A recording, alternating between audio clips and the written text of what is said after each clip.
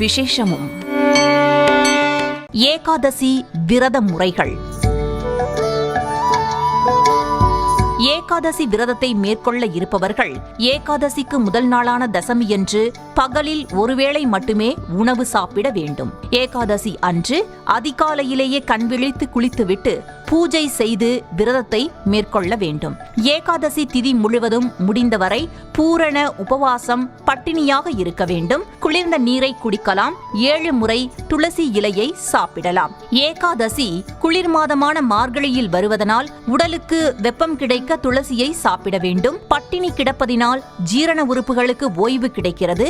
குளிர்ந்த நீர் வயிறை சுத்தமாக்குகிறது. அப்படி முழுவதும் பட்டினியாக இருக்க முடியாதவர்கள் நெய், காய்கறிகள், பழங்கள், நிலக்கடலை, பால், தயிர் போன்றவற்றை இறைவனுக்கு படைத்து பிரசாதமாக உண்ணலாம். இரவு முழுவதும் கண் விழித்து பாகவதம் போன்ற புராண நூல்களை படிப்பதும், விஷ்ணு சகஸ்ரநாமம், விஷ்ணு பாடல்கள் மற்றும் ரங்கநாதர் ஸ்துதி முதலியவற்றை பாராயணம் செய்ய வேண்டும். கண் விழிக்கிறோம் என்ற பெயரில் சினிமா, டிவி பார்க்கக்கூடாது, புக் படிக்கக்கூடாது.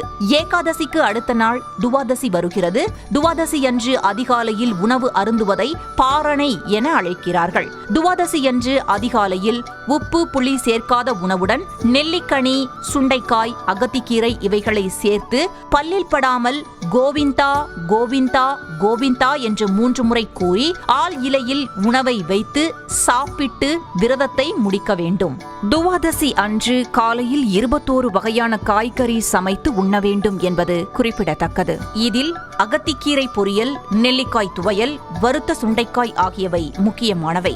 துவாதசி அன்று குறிப்பிட்ட நேரத்தில் ஏகாதசி விரதத்தை முடிக்க வேண்டும். விரதத்தை முடிப்பது என்பது நீரை கூட அருந்தாமல் விரதம் இருந்தவர்கள் துளசி தீர்த்தத்தையும் மற்றவர்கள் பகவானுக்கு தானிய உணவை படைத்து பிரசாதமாக உண்ணலாம்.